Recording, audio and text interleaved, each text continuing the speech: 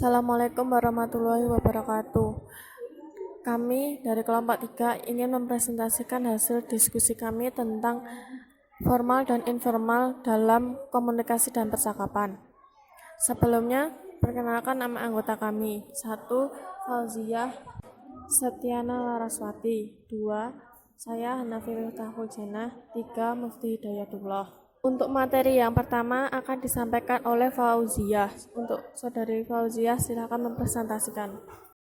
Pengertian bahasa formal menurut para ahli. Di dalam Social Linguistic, A Critical Survey of Theory and Application, Dittmar berpengertian bahwa bahasa formal adalah ragam bahasa dari suatu masyarakat, bahasa yang disahkan sebagai norma keharusan bagi pergaulan sosial, atas dasar kepentingan dari pihak-pihak dominan di dalam masyarakat itu.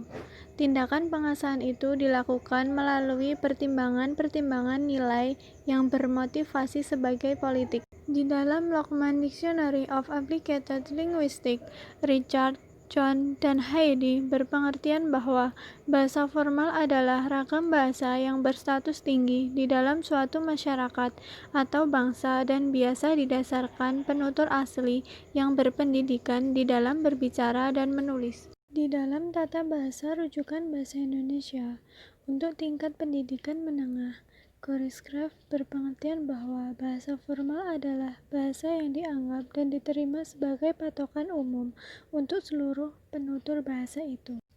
Ciri saluran komunikasi formal menurut Sibutani dalam Blake and Haroldson 2005 yaitu 1.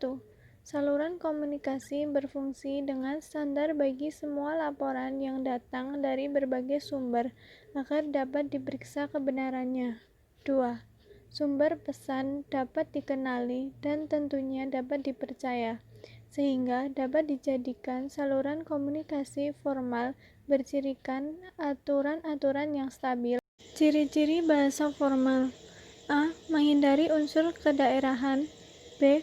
Menggunakan gramatikal secara eksplisit dan konsisten. C. Menggunakan ejaan yang disempurnakan. D. Menggunakan kata baku. E. Menggunakan kata ganti resmi. F. Menggunakan imbuhan secara lengkap. Contoh penggunaan bahasa formal. A. Seminar. Seminar merupakan bagian dari proses pembelajaran. Seseorang yang akan menjadi pembicara dalam seminar akademik akan menggunakan jenis komunikasi formal. B. Workshop atau pelatihan tertentu. Kegiatan ini akan menggunakan komunikasi formal. Kesan elegan akan didapatkan dengan adanya penggunaan jenis komunikasi formal. Workshop juga akan memiliki nilai akademis yang lebih. C. Sidang akademik.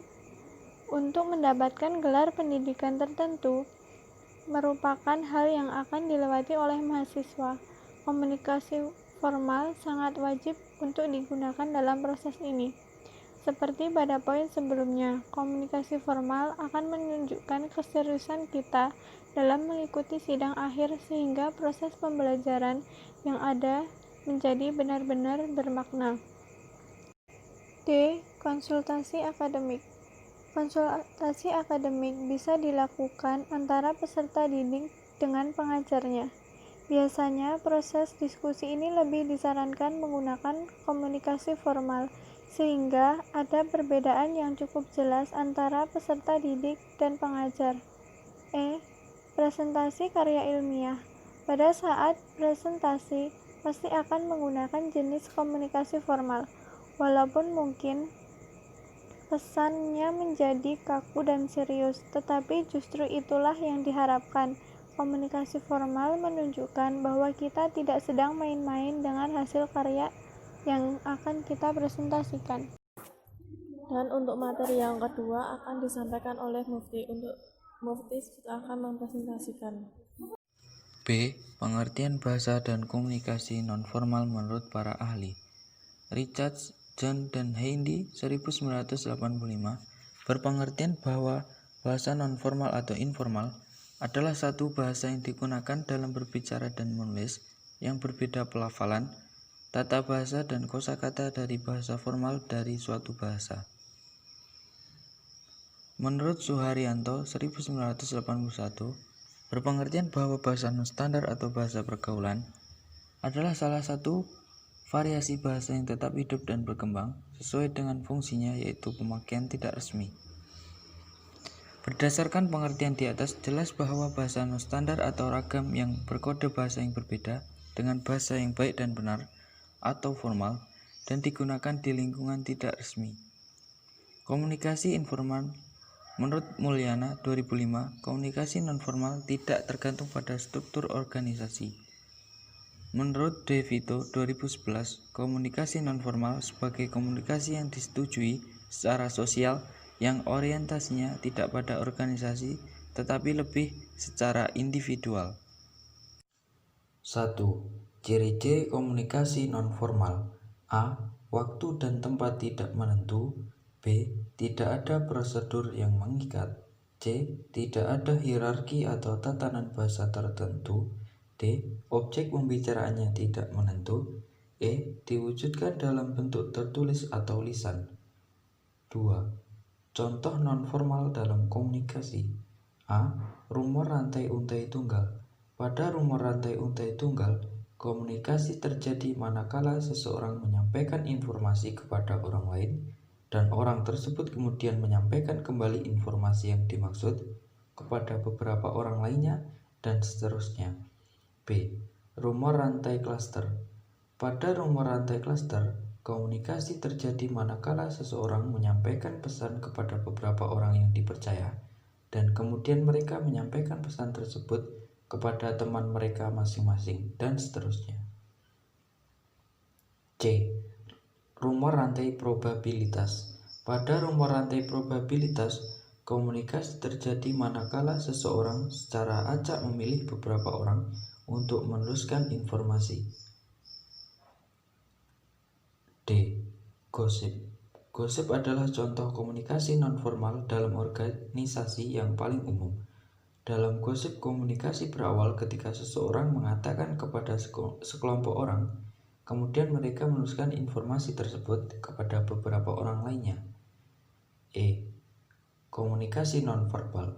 Komunikasi nonverbal adalah komunikasi yang dilakukan tanpa menggunakan kata-kata. Pesan-pesan nonverbal kerap kali disampaikan bersamaan dengan pesan-pesan verbal. Yang termasuk dalam komunikasi nonverbal adalah ekspresi wajah, kontak fisik, gerakan tubuh, dan bahasa tubuh. F. Komunikasi manajemen nonformal. Komunikasi manajemen nonformal adalah salah satu pendekatan komunikasi yang melibatkan kemampuan manajer untuk melakukan komunikasi dengan pemangku kepentingan, pelanggan, atau bawahan secara spontan. G.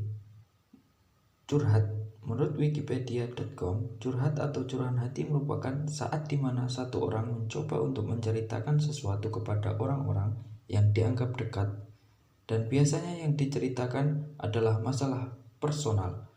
Curhat biasanya dilakukan untuk mencari solusi, ingin pengakuan atau respon positif, dan ingin mencari perhatian.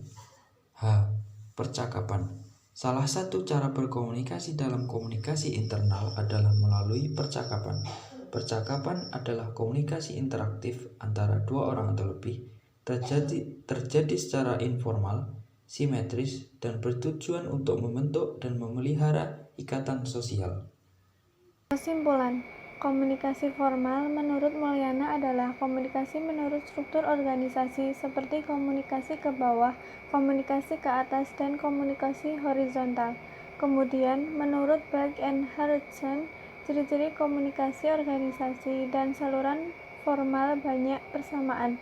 Sedangkan komunikasi informal menurut Mulyana, komunikasi nonformal tidak tergantung pada struktur organisasi. Menurut De Vito, komunikasi nonformal sebagai komunikasi yang disetujui secara sosial yang orientasinya tidak pada organisasi tetapi secara individual. Demikian yang dapat kami sampaikan, kurang lebihnya mohon maaf. Wassalamualaikum warahmatullahi wabarakatuh.